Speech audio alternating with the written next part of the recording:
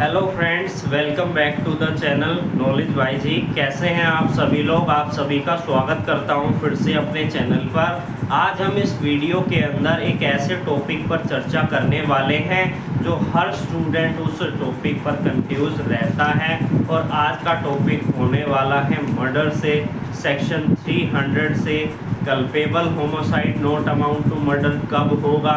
इस पे जो है स्टूडेंट कंफ्यूज होते हैं, क्योंकि अगर वैसे भी कोर्ट में कोई केस आता है तो जो डिफेंस काउंसिल है, जो एक्यूज की तरफ से जो अधिवक्ता होता है, उसकी कोशिश ये रहती है अगर किसी पर भी मर्डर के चार्ज लगे हैं, सेक्शन 302 लगा है, तो वो कोशिश करता है कि उसके चार्ज को घटाया जा सके और उसको 304 के अंदर ट्रांसफ़र करने की कोशिश की जा सके या फिर उसे बाइज्जत बरी करने की कोशिश की जा सके।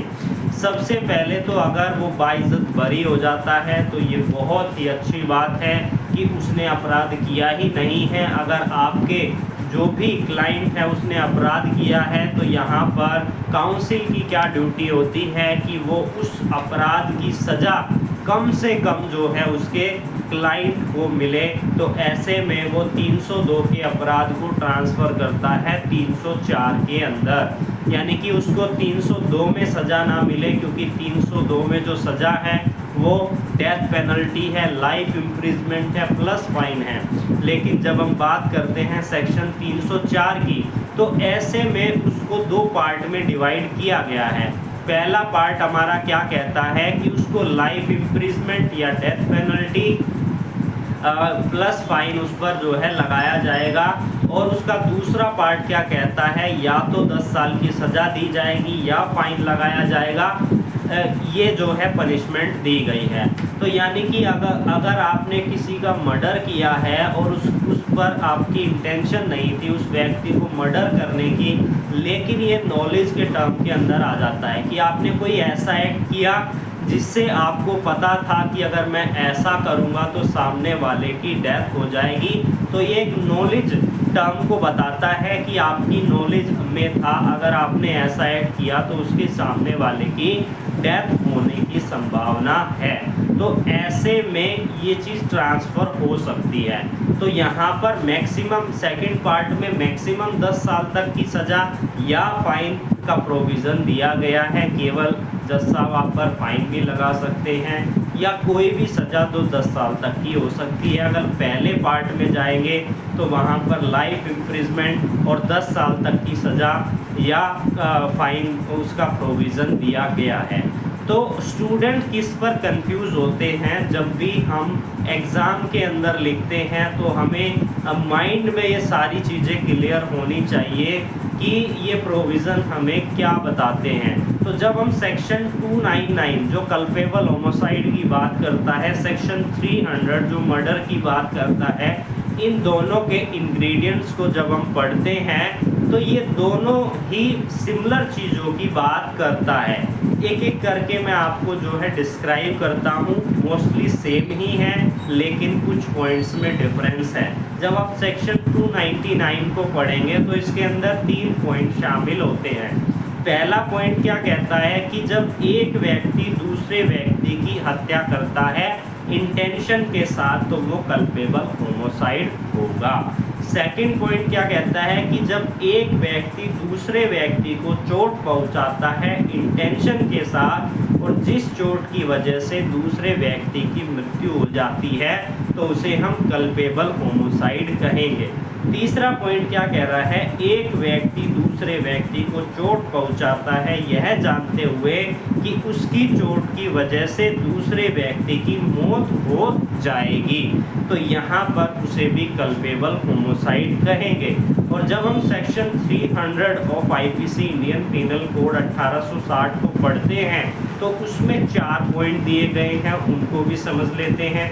क्या कहते हैं वो 4 पॉइंट? तो पहला पॉइंट क्या कहता है कि एक व्यक्ति ने दूसरे व्यक्ति को मारा है इंटेंशन के साथ। तो ये सेक्शन 299 के जो पहला पॉइंट है उससे सिमिलर है बिल्कुल। सेकंड पॉइंट क्या कहता है, जब एक व्यक्ति ने दूसरे व्यक्ति को चोट पहुंचाई है यह जानते हुए यह जानते हुए कि वह एक ऐसी चोट है और उसकी वजह से दूसरे वाले व्यक्ति की मौत हो सकती है। तो यहाँ पर एक विक्टिम है और एक एक्यूज है। एक्यूज चोट पहुँचा रहा है, विक्टिम को चोट लग रही है।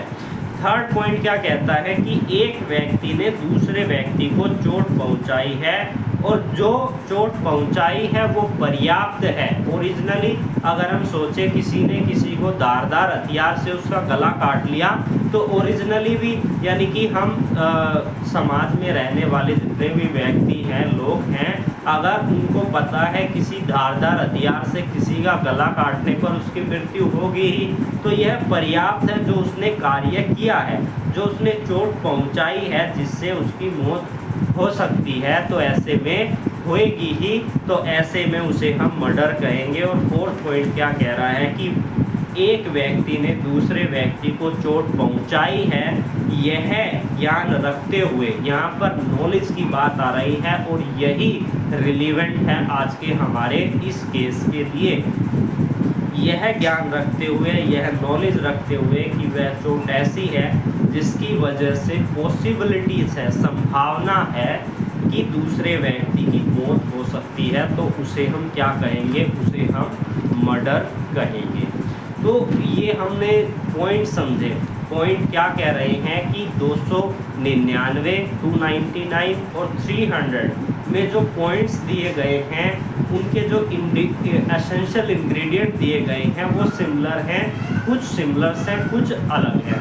लेकिन जब स्टूडेंट्स बुक्स को पढ़ते हैं तो उनको यह लगता है कि इसमें जो डिफरेंस है वो केवल हाई स्टैंडर्ड और लो स्टैंडर्ड के रूप में है।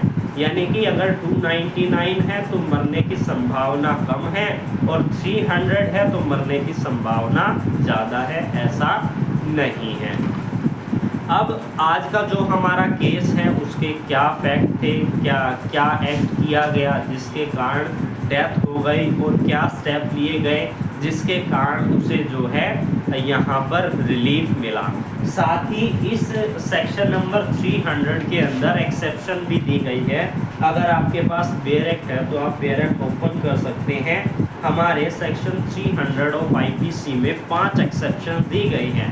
अगर आप जिसने भी मर्डर किया है अगर वो एक्यूज इन एक्सेप्शंस के अंदर आता है तो यहाँ पर उसकी जो सज़ा है वो चेंज हो सकती है। यानी कि जो मैंने पहले कहा था कि सज़ा 302 में ना मिलकर 304 में मिलेगी अगर वो एक्सेप्शंस को प्रूफ कर देता है कोर्ट के अंदर।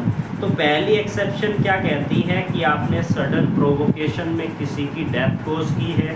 सेकंड एक्सेप्शन क्या कहता है, सेकंड एक्सेप्शन कहता है कि आपने राइट ऑफ प्राइवेट डिफेंस का इस्तेमाल किया है और तब उसकी डेथ कोज की है। थर्ड एक्सेप्शन क्या कहता है, थर्ड एक्सेप्शन कहता है कि आप पब्लिक सर्वेंट हैं, आपने पब्लिकली अपनी ड्यूटी को किया, इस कारण से उसकी डेथ कोज हो गई, तो यहाँ पर ये एक्सेप्शन आ जाती है। और फोर्थ एक्सेप्शन है कि आपने आपने यहाँ पर सडन फाइट की, प्रोवोक होकर सडन फाइट की, तब आपको ये एक्सेप्शन मिलती है। और पांचवी एक्सेप्शन है culpable homicide is not amount to murder when the person who death is caused being above the age of 18 years suffer death or to take the risk of death with his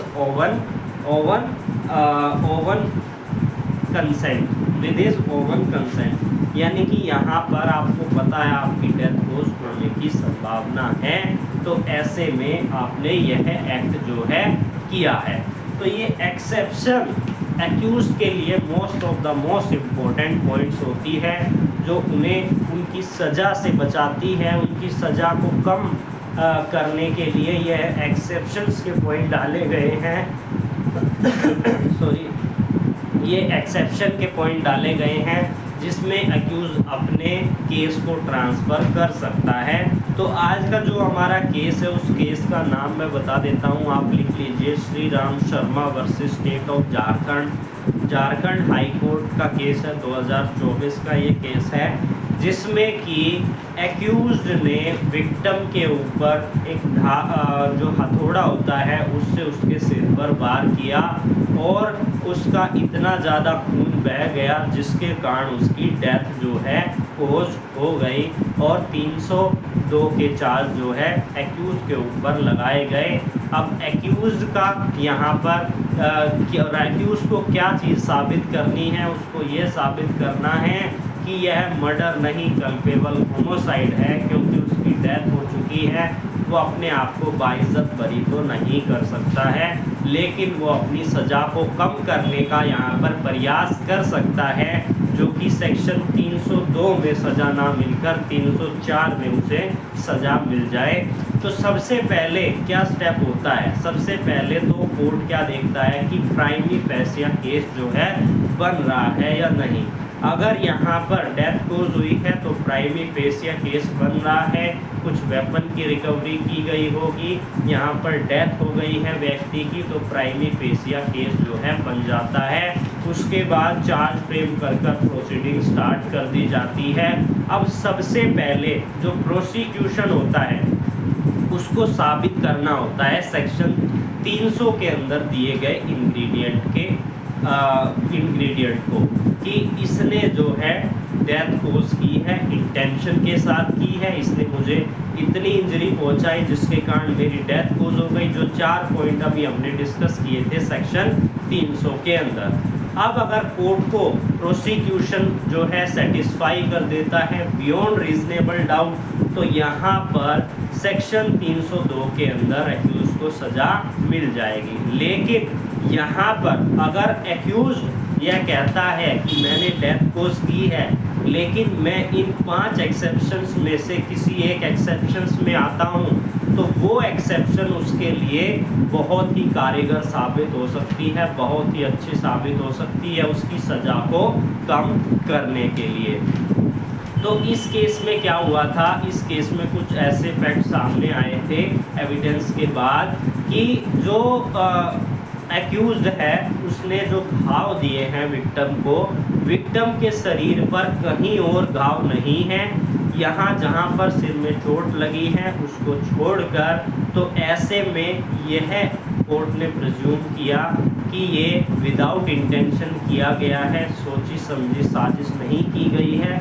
अगर उसको मारा जाता तो वो कहीं और भी तो उसको चोट आती, तो इसीलिए यहाँ पर उसको उसकी जो डेथ कोज हुई है वो उसका जो खून ज़्यादा बह गया उसके कारण उसकी डेथ जो है कोज की गई। तो यहाँ पर सेक्शन 302 को ना छोड़कर उसे सेक्शन 304 के पार्ट 2 में सज़ा दी गई। और पार्ट 2 में ही सज़ा क्यों दी गई ये भी इम्पोर्टेंट है कि जब हम सेक्शन 300 को पढ़ते हैं तो हम इसमें लास्ट जो पॉइंट पढ़ते हैं वो बात करता है नॉलेज की, यानी कि आपको नॉलेज थी कि इस एक्ट के करने से सामने वाले की डेथ हो जाएगी, आपकी इंटेंशन नहीं थी उसकी डेथ कोज करने की। तो पार्ट 2 जो है सेक्शन 304 का उसमें आपको सज़ा मिलेगी, और पार्ट 1 से उसमें सज़ा जो है उसका प्रोविज़न कम है, उसमें 10 साल तक की सज़ा या केवल फाइन जो है उस पर लगाया जा सकता है। तो आई होप मैं आपको समझा पाने में सक्षम रहा हूँगा। अगर आपको कोई कन्फ्यूज़न होती है तो आप हमें कमेंट सेक्शन में कमेंट करके पूछ सकते हैं।